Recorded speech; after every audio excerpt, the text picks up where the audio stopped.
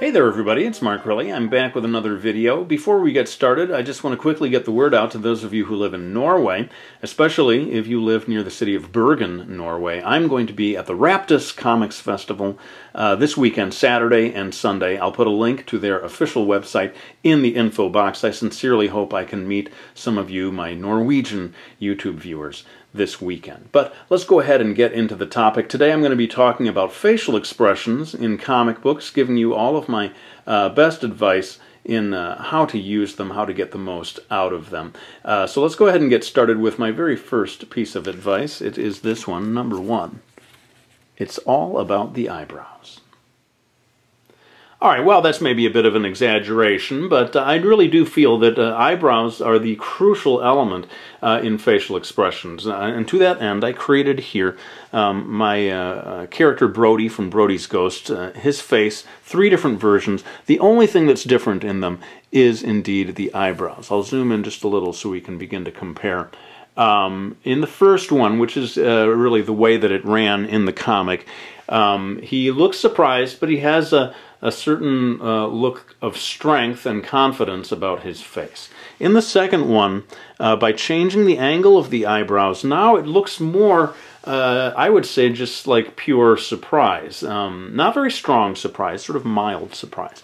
And in the third example, we've tilted the eyebrows yet again, and here we have, I think, a sense of fragility coming from his facial expression. I always call these the apologetic eyebrows. As they begin to tilt upward toward the middle of the forehead, we get that feeling of either embarrassment or insecurity.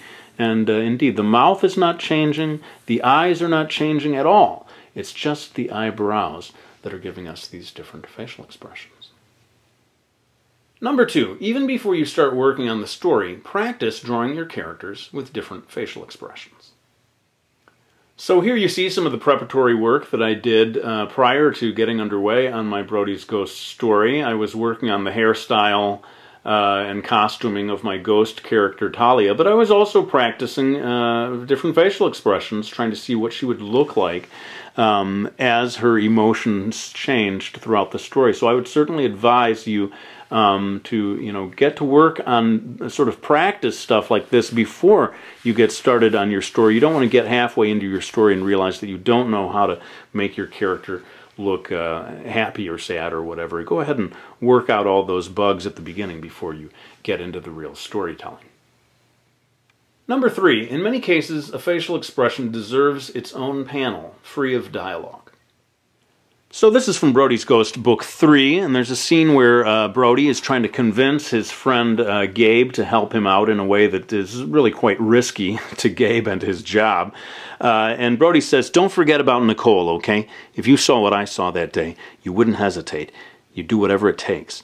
And there's a panel here where Gabe says nothing, and we just look at his facial expression. Well, there's 2 different things happening here. One, we're creating a pause in the conversation, which I feel is important for the rhythm of it, but we're also getting a good long look at Gabe's facial expression. And again, the eyebrows are the key here, I think. They show him, having a certain fragility to his face or a look of concern.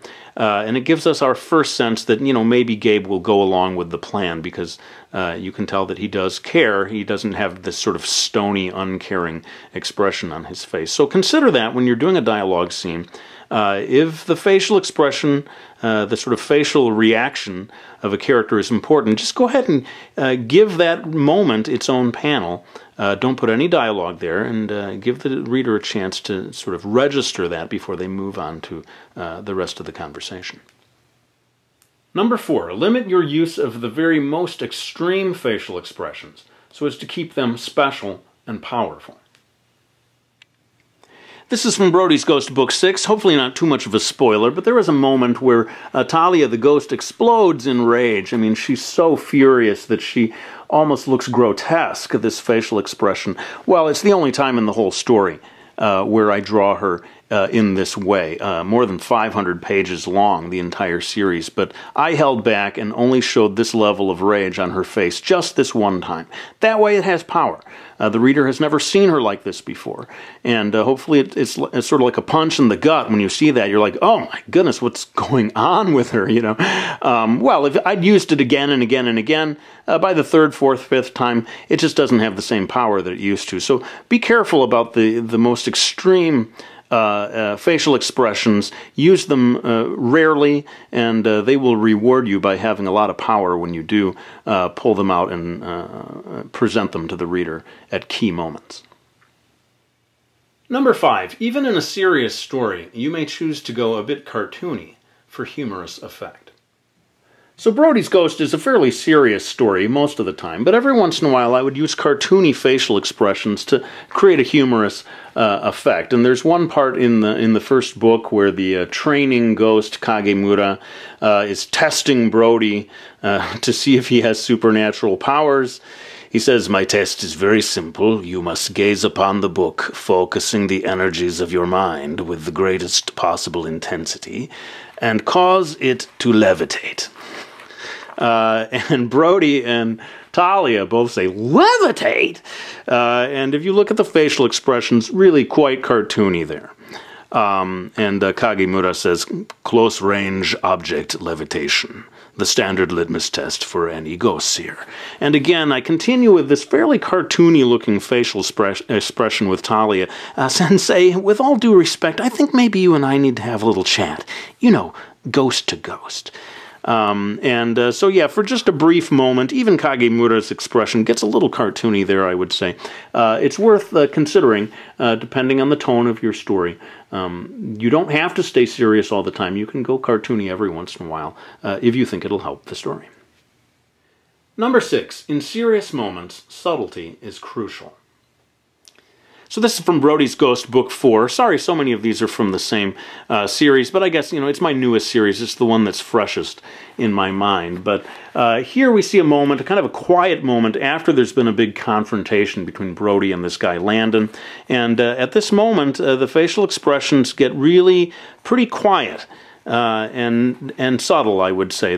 We're not seeing huge changes. We're not seeing anything that looks cartoony. Like here, this is a very neutral, almost non-reaction before he has a look of mild anger. Notice how the eyelids are halfway down over the irises. Makes him look relaxed. All of this trying to be realistic looking, trying to have a moment of seriousness in this story and staying very far away from cartoonishness. So, you know, it depends on what you're trying to deliver to the reader. Sometimes you need something cartoony and funny. Sometimes you need something more like this, subtle and serious. Number 7, if it's important for the reader to see a change of facial expression, show that change in a multi-panel sequence. Now we have Miki falls, and sort of a tender moment here between Miki and Hiro, the two main characters. Here, she has a sort of a happy expression. I mean, she's got tears in her eyes. It's an emotionally charged scene. But here, her face looks very happy indeed. And here we have a transitional panel, and then she has shifted to a slightly different emotional state.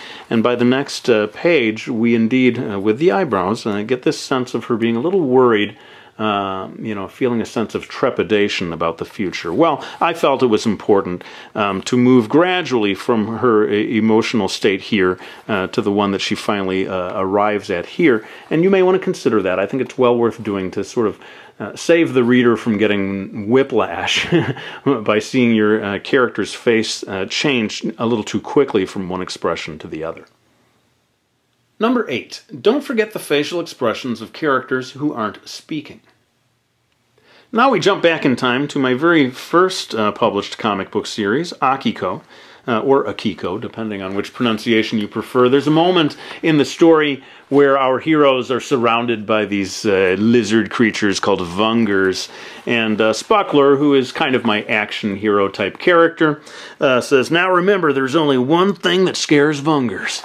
And then there's kind of two blank panels, and then Mr. Beavis says, "Well, tell us what it is." And Spuckler says, "I'm thinking, Beavis, I'm thinking."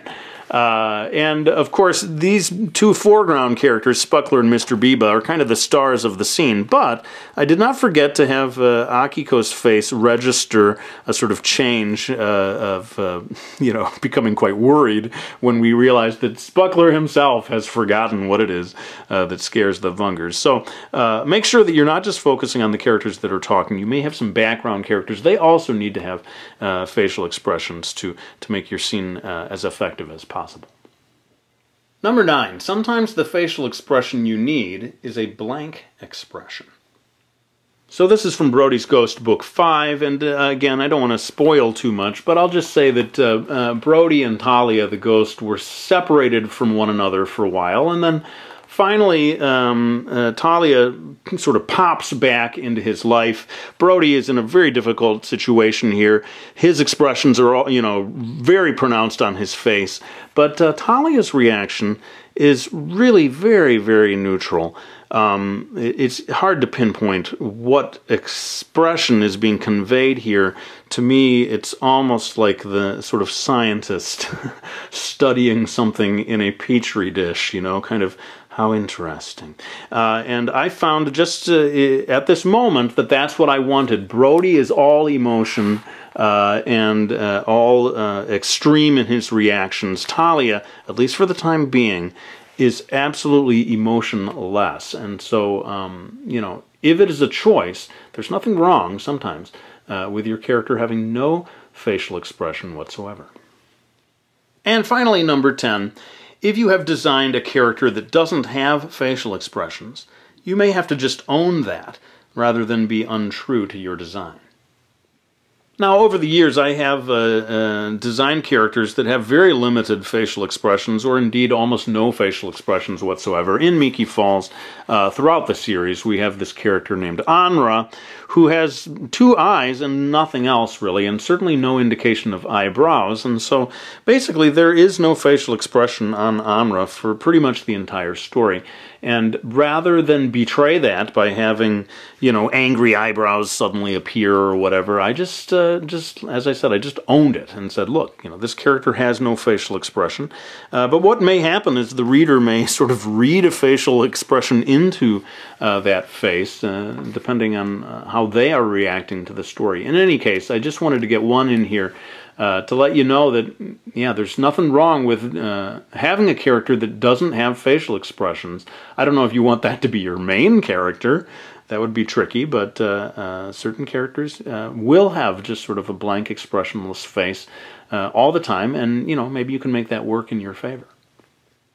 Alright, well, there's my video on facial expressions. Sorry that this is not an instructional video about how to draw facial expressions. I have done such videos, and I will link to them in the info box. But it may be time for me to do a new one. It has been a while. For now, though, I think I'm going to have to wind this one down. Thank you so much for watching this video. I really hope you found it useful. And I'll be back with another one real soon.